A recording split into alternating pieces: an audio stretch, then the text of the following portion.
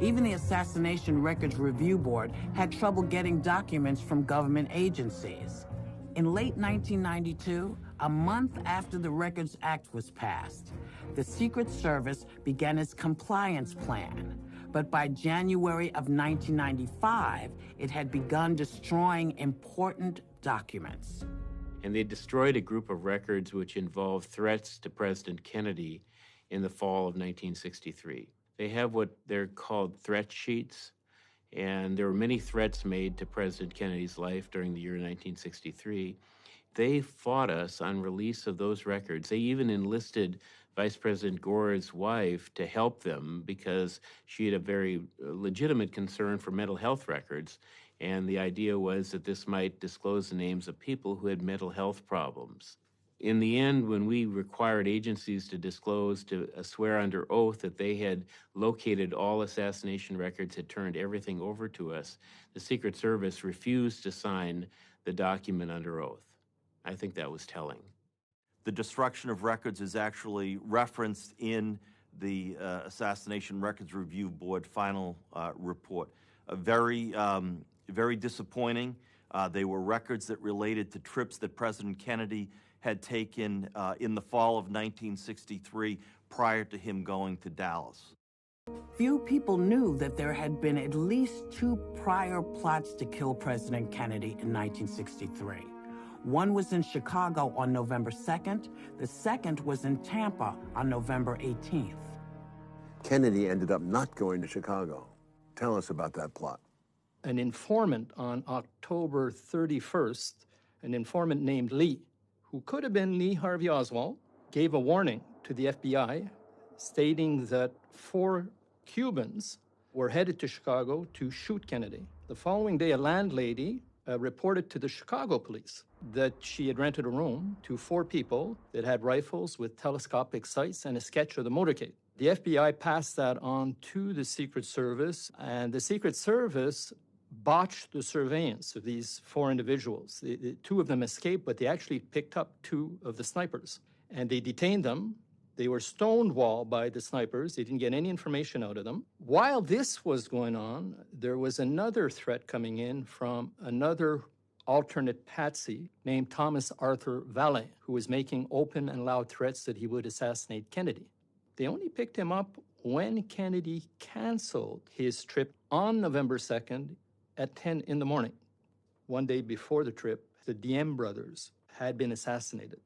And that was the stated reason for the cancellation of the trip to Chicago.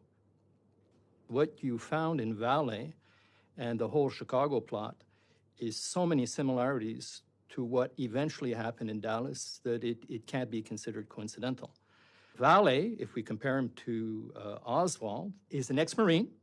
He had been posted like Oswald in the Far East on a station that was linked to the CIA because there were U-2 surveillance planes on it. It was easy to portray him as disgruntled, anti-Kennedy, a loner, armed. He had another intelligence link that he shared with Oswald in that he trained Cuban exiles for combat, which was a CIA responsibility. And Oswald, we know, at least offered to do that. He most likely did train Cuban exiles, but we know he tried to. Oswald, as we know, was moved from New Orleans to Dallas in October to be there just at the right time for the motorcade. And he's placed in a tall building where he gets a job. He's adjacent to the perfect kill zone. Now, if we look at what happened to Valle, he's moved like a pawn in August from Long Island to Chicago to be there in time for the motorcade. And where does he get a job? In a tall building adjacent to the motorcade with a perfect view of a kill zone. It would have forced Kennedy's motorcade to do a sharp turn, slow down, and be in a point where you could have had perfect triangulation of fire. And what about the trip to Florida? On November 18th, Kennedy was scheduled to do a 27-mile-long motorcade in Tampa. The Secret Service was very nervous about the Floridian Hotel where the motorcade would have gone by. It would have forced a sharp turn. Nobody fired away at him, but in this case, the alternate patsy would have been a Gilbert Policarpo Lopez. He was a Cuban exile. He attended Fair Play for Cuba Committee meetings. One day after the assassination, on November 23rd, he makes his way to Mexico City. The Fair Play for Cuba Committee loaned him money for his travel, and he ends up being the lone passenger on an airplane to Cuba. The CIA, they found out about the Fair Play for Cuba Committee, the weird trip to Mexico City, the fact that he was a lone passenger on a plane to Cuba, and they didn't pass on the information to the Warren Commission. So when the HSCA found out about this lead that wasn't pursued, even they called it egregious. And what do you think was the relevance of it? Well, if he had been assassinated in Tampa, Lopez, he would have been the potential patsy. If they had to admit to a front shot, because Oswald was behind, there were rumors that he had assisted Oswald in the assassination in Dallas. Had anyone tried to speak to the Warren Commission about these incidents? Abraham Bolden was the first black Secret Service agent assigned to the White House detail, and he was handpicked by Kennedy. He was in Chicago when this plot went down, so he was there when the Secret Service was briefed about the 4 snipers, and he witnessed how much the security was lax for Chicago. And he also witnessed, after the assassination, the steps that were taken to keep the Chicago plot completely secret. No paper trail, compartmentalized, agents ordered to keep silent about it. This information did not make its way to Secret Service agents that were protecting Kennedy for future motorcades, including Dallas. Secret Service agent Elmer Moore was aware of Agent Bolden and the Chicago plot. I met with Elmer 3 times face-to-face. Several phone calls, very short, one very long one. I first asked him, did you ever interview Thomas Arthur Valley? And he says, oh, Washington wouldn't let me see the files on that. I said, oh, well, what about a man, a Secret Service agent by the name of Abraham Bolden? His demeanor completely changed. He stood up from his chair, he pulled out his revolver, and he put it in a table and right in front of me. He leaned over the table, and he says, Jim, tell me right now, who are you working for? I said, I'm an independent researcher. He told me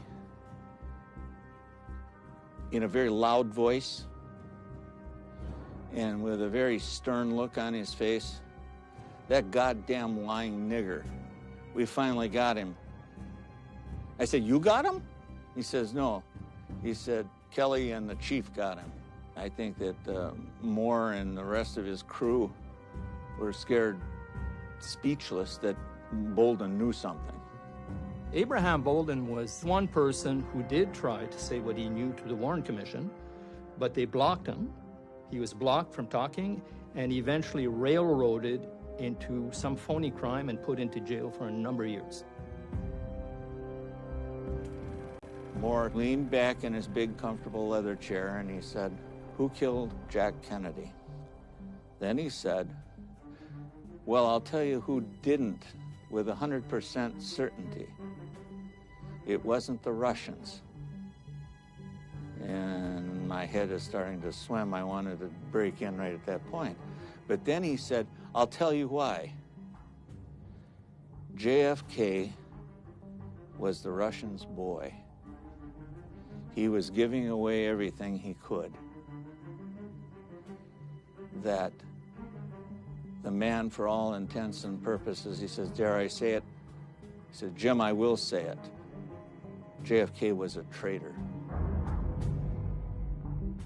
The ghost of John Kennedy would turn over in his grave at these cruel words.